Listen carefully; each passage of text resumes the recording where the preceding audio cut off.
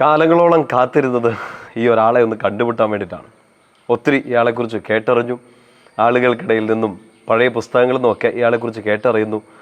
ഒടുക്കുമതാ അയാൾ വന്നെത്തിയിരിക്കുന്നു എന്നൊരു വാർത്തയും കൂടെ അറിയുകയാണ്. നമുക്കെല്ലാവർക്കും ഉണ്ടാവില്ല ഇങ്ങനെ ഒത്തിരി കാലമായിട്ട് ഇങ്ങനെ കാത്തിരിക്കുന്ന ഒരാൾക്ക് വേണ്ടി ഇയാളെ ഒന്ന് കണ്ടുമുട്ടണം, ഇയാളെ ഒന്ന് സംസാരിക്കണം, ഇയാളുമായിട്ടൊന്ന് കൂട്ടാണെന്നൊക്കെ ആഗ്രഹിച്ച് നമ്മളിങ്ങനെ കാത്തിരിക്കും.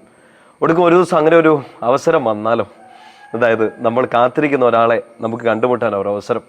നമ്മളിന്ന് ചിന്തിക്കാൻ പോകുന്ന അങ്ങനെ ഒരാളെക്കുറിച്ചാണ്. വർഷങ്ങളോളം കാത്തിരുന്നു, കേട്ടിരുന്നു ഒരാളെക്കുറിച്ച്. ഒടുക്കം അയാളെ കാണാനൊരു അവസരം കിട്ടുന്നു, പോയി കാണുന്നു, പിന്നെയും കൂടെ സംസാരിക്കുന്നു, കൂടെ നിൽക്കുന്നു അവസാനം വരെ. ഈശോയുടെ ഏറ്റവും പ്രിയപ്പെട്ട സഹോദരങ്ങളെ, ഈശോയെ കണ്ടറിഞ്ഞ, ഈശോയെ കേട്ടറിഞ്ഞ, ഈശോയുടെ കൂടെ ഒന്നായി തീർന്ന പ്രിയപ്പെട്ട ഒരാളെക്കുറിച്ച് നമ്മളിന്ന് ചിന്തിക്കാൻ പോവാണ്. വിശുദ്ധ ബർത്തലോമിയോ, മറ്റൊരു പേര് നഥാനിയേൽ എന്നാണ്.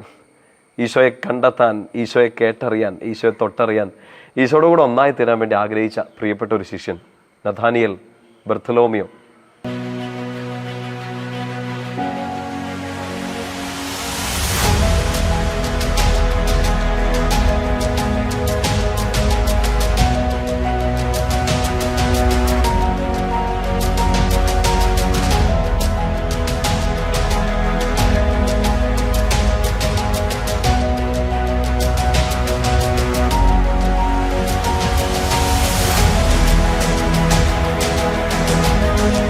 നമ്മൾ ഈ 2024 ആണ്ടിൽ ഓരോ മാസം ഇങ്ങനെ ഓരോ ശിഷ്യന്മാരോട്, ഈശോയുടെ പ്രിയപ്പെട്ട 12 അപ്പസ്തോലന്മാരോട് ഇങ്ങനെ മധ്യസ്ഥം വഹിക്കുകയും അവരെക്കുറിച്ച് ഇങ്ങനെ കുഞ്ഞു കുഞ്ഞായിട്ടൊക്കെ പഠിച്ചുകൊണ്ടിരിക്കുകയാണല്ലോ.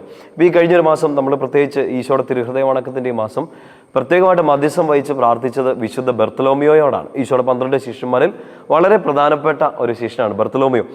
ബർത്തലോമിയെക്കുറിച്ച് നമ്മൾ ശരിക്കും പറഞ്ഞാൽ 1-ാം തീയതി മുതൽ പ്രാർത്ഥന സഹായക തേടിക്കൊണ്ടിരിക്കുകയായിരുന്നു. ബർത്തലോമിയെക്കുറിച്ച് ഒരു കുഞ്ഞ് ഡിസ്ക്രിപ്ഷനൊക്കെ, പ്രത്യേകിച്ച് യോഹന്നാൻ്റെ സുവിശേഷമൊക്കെ വായിക്കാനൊക്കെ നമ്മൾ നമ്മുടെ സോഷ്യൽ മീഡിയയിലൊക്കെ നമ്മുടെ ചാനലിലും ഒക്കെ ഇട്ടിരുന്നു.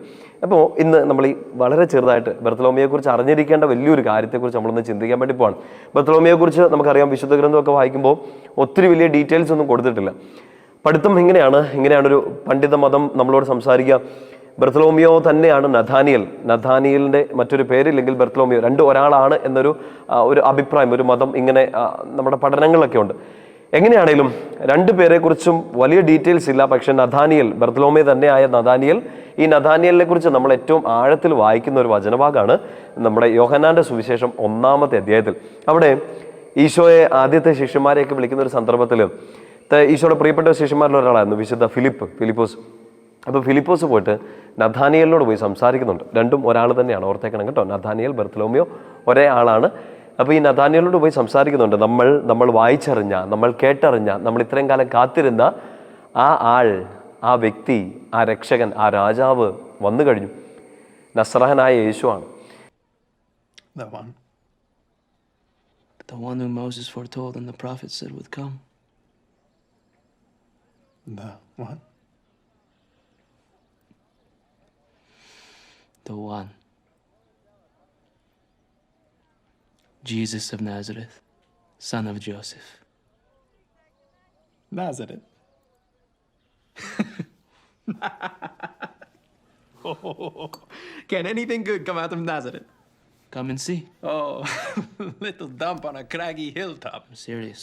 Honestly, Philip, saying the one is a Nazarene is practically heresy. Just come and see. Your whole life, you've wanted to serve God, to meet the Son of God, the King of Israel. I promise you will not regret it. ഫിലിപ്പിനോട് Nathaniel വളരെ സിമ്പിളായിട്ടൊരു ചോദ്യം ചോദിക്കുന്നുണ്ട്. നസറത്തിൽ നിന്ന് എന്തെങ്കിലും നല്ലത് വരുമോ എന്ന്. ഫിലിപ്പ് നഥാനിയേലിനെ വിളിക്കുന്നുണ്ട് വന്ന് കാണാൻ വേണ്ടിയിട്ട്.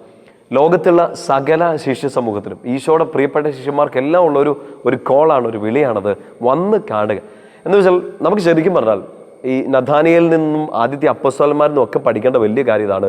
നമ്മൾക്ക് ക്രിസ്തു ശിഷ്യരാവണമെങ്കിൽ കേട്ടറിഞ്ഞ കുറേ കാര്യങ്ങളോ, വായിച്ചറിഞ്ഞ കുറേ കാര്യങ്ങളോ, മറ്റൊരാളുടെ കുറേ അഭിപ്രായങ്ങളോ ചിന്തകളോ അല്ല, നമുക്ക് ഈശോയുമായിട്ടൊരു ഡയറക്റ്റ് കോണ്ടാക്ട് ഉണ്ടാകുക, ഒരു ക്ലോസ് എൻകൗണ്ടർ ഉണ്ടായാൽ മാത്രമേ നമുക്കൊരു ഒറിജിനൽ ശിഷ്യന്മാരാകാൻ വേണ്ടിയിട്ട് സാധിക്കുകയുള്ളൂ. അതുകൊണ്ട് ഫിലിപ്പ് ശരിക്കും നഥാനിയേലിനെ വിളിക്കുമ്പോൾ, അല്ലെങ്കിൽ ബർത്തലോമിയെ വിളിക്കുന്നത് കമാൻഡ് വന്ന് കാണുക എന്ന് പറയുന്നത് ആ ഒരു വ്യക്തിക്ക് വേണ്ടി മാത്രമല്ല, ഈശോ നിനക്ക് ശരിക്കും ആരാണെന്ന് മനസ്സിലാവണമെങ്കിൽ. അതുവരെ നീ കുറെ കേട്ടറിഞ്ഞിട്ടുണ്ടാകും, കണ്ടറിഞ്ഞിട്ടുണ്ടാവും, ആളുകൾ സംസാരിച്ച അഭിപ്രായങ്ങൾ കേട്ടിട്ടുണ്ടാവും, വായിച്ചറിഞ്ഞിട്ടുണ്ടാവും. പക്ഷേ ഈശോ ശരിക്കും എനിക്ക് ആരാണ്, ഞാൻ ഈശോയ്ക്ക് ആരാണെന്ന് മനസ്സിലാവണമെങ്കിൽ you should go and see. ഈ കം ആൻഡ് സീ, വന്ന് കാണുക എന്നൊരു വിളി നമുക്ക് എല്ലാവർക്കും ഉണ്ട്. ഈശോയുടെ ശിഷ്യരാവാൻ ആഗ്രഹിക്കുന്ന, ഈശോയെ അനുകരിക്കാൻ ആഗ്രഹിക്കുന്ന എല്ലാവർക്കും ഈ ഒരു വിളിയുണ്ട്. നഥാനിയേൽ ഈ വിളി കേട്ട് ഫിലിപ്പിൻ്റെ കൂടെ പോവാണ്, ഈശോയുടെ അടുത്ത് പോവുകയാണ്, ഈശോയെ ചെന്ന് കാണുകയാണ്. നമ്മൾ തുടക്കത്തിൽ പറഞ്ഞില്ലേ, ഒത്തിരി കാലം ആഗ്രഹിച്ച ഒരാൾ, കേട്ടറിഞ്ഞ ഒരാൾ, ഒരുപാട് അഭിപ്രായങ്ങൾ കേട്ട ഒരാൾ, കാത്തിരുന്ന ഒരാൾ, ആ ആളെ കാണുന്നൊരു മൊമെൻ്റാണ്. നഥാനിയേലും ഈശോയും കണ്ടുമുട്ടുകയാണ്. ശേഷത്തിൽ 1-ാമത്തെ അധ്യായം 43 മുതൽ 51 വരെയുള്ള വാക്യങ്ങൾ തീർച്ചയായിട്ടും വായിച്ചിട്ടുണ്ടാവുമല്ലോ. നഥാനിയേലിനെ വിളിക്കുന്ന ഒരു എപ്പിസോഡാണ്. അവിടെ ഇങ്ങനെ ഈശോയുടെ അടുത്തേക്ക് ചെന്ന് കഴിയുമ്പോൾ 47-ാമത്തെ വാക്യത്തിൽ ജോൺ 1:47 ഈശോ നഥാനിയേലിനെ നോക്കി ഇങ്ങനെ പറയുന്നുണ്ട്, ഇതാ നിഷ്കപടനായ ഒരു ഇസ്രായേൽക്കാരൻ. ഈശോയെ കാണാൻ ചെന്നതാണ്, പക്ഷേ ഈശോയ്ക്ക് അയാളെ നന്നായിട്ട് മനസ്സിലാവുന്നു. അയാൾ എന്തായിരുന്നു എന്ന് മാത്രമല്ല, ഇനി തുടർന്നൊക്കെ വായിക്കുമ്പോൾ മനസ്സിലാവും, നാളെ നഥാനിയേൽ ബർത്തലോമിയോ എന്തൊക്കെ ചെയ്യാൻ പോകും, എന്തൊക്കെ കാണാൻ പോകുമെന്ന് ഈശോ അവനോട് പറയുന്നുണ്ട്. നഥാനിയേൽ വളരെ സിമ്പിളായിട്ട് നിഷ്കളങ്കതയോടെയൊക്കെ ചോദിക്കുന്നുണ്ട്, നിഷ്കപടതയോടെ തന്നെ ചോദിക്കുന്നുണ്ട്, അങ്ങേക്ക് എന്നെ എങ്ങനെ അറിയാം? ഈശോ അയാളോട് മറുപടി കൊടുക്കുന്നുണ്ട്, നിന്നെ നേരത്തെ അറിയാം. അത്തിമരത്തിൻ്റെ ഒക്കെ കാര്യം അവിടെ നിൽക്കട്ടെ, നിന്നെ എനിക്ക് നന്നായിട്ട് അറിയാം.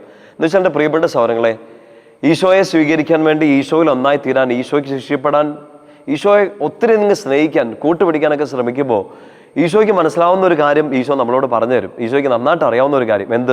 ഞാനിപ്പോൾ എന്തായിരിക്കുന്നു എന്ന് മാത്രമല്ല, എന്തായിരുന്നെന്നും ഇനി അതിനേക്കാൾ അപ്പുറമായിട്ട് എനിക്ക് എന്താവാൻ സാധിക്കും, ഈശോയ്ക്ക് എന്നെക്കൊണ്ട് എന്തൊക്കെ ചെയ്യാൻ പറ്റും എന്നുള്ള ഒരു സാധ്യത കൂടെ ഈശോയ്ക്ക് ശിഷ്യപ്പെടുമ്പോൾ, ഈശോയ്ക്ക് കൂട്ടായിരിക്കുമ്പോൾ നമ്മുടെ ഉള്ളിൽ നിന്ന് ഈശോ പുറത്തേക്ക് എടുക്കുന്നുണ്ട്.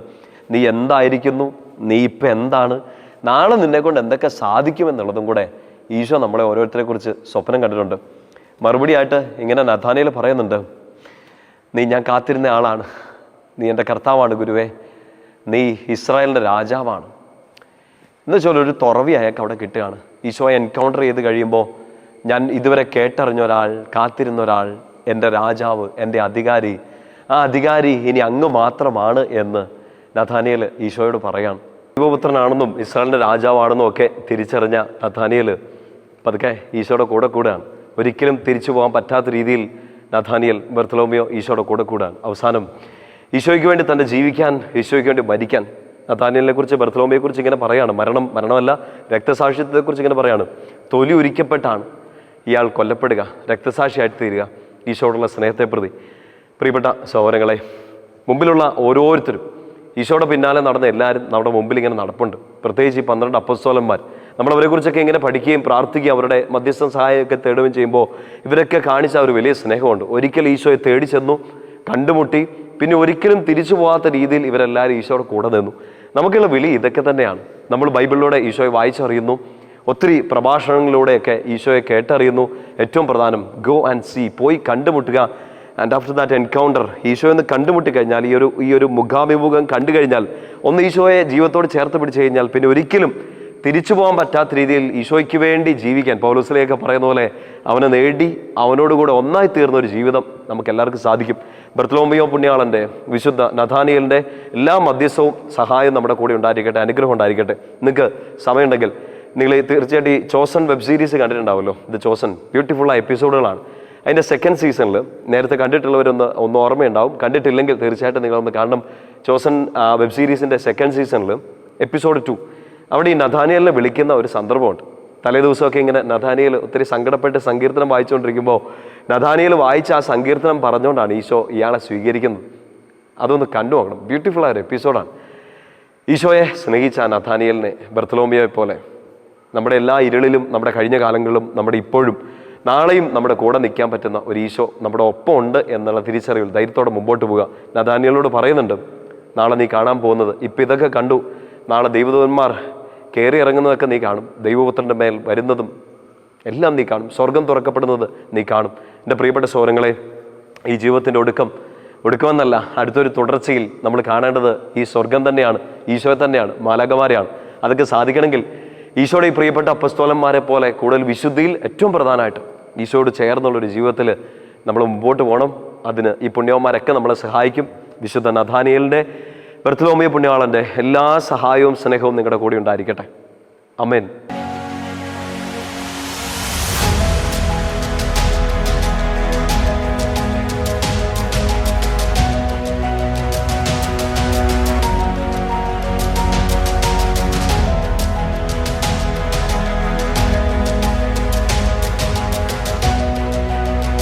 നിങ്ങൾ നിങ്ങളുടെ പാപങ്ങളിൽ മരിക്കും എന്ന് ഞാൻ നിങ്ങളോട് പറഞ്ഞു. എന്തെന്നാൽ ഞാൻ തന്നെ എന്ന് നിങ്ങൾ മരിക്കും. ഇന്നത്തെ ഒരു ഫ്രേസ് നിങ്ങൾ ശ്രദ്ധിക്കണം. ഞാൻ തന്നെ.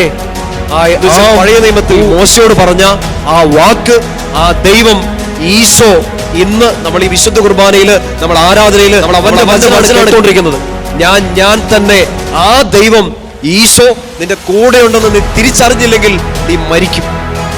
പാപങ്ങളിൽ മാത്രമല്ല, നിങ്ങളുടെ സങ്കടങ്ങളിൽ, നിങ്ങളുടെ പരാജയങ്ങളിൽ, നിങ്ങളുടെ കഴിഞ്ഞ കാലങ്ങളിൽ നിങ്ങൾ മരിക്കും.